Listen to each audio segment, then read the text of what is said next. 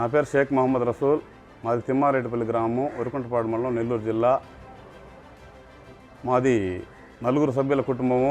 మాకు 2 అబ్బాయిలు. మా అబ్బాయికి ఈ జగన్మోహన్ రెడ్డి ప్రభుత్వంలో ఒక అబ్బాయికి అమ్మఒడి పడింది 15,000, ఇంకో అబ్బాయికి 13,500 ఫీజు రింబర్స్ పడింది. నాకు రైతు భరోసా సంవత్సరానికి 13,500 పడుతుంది.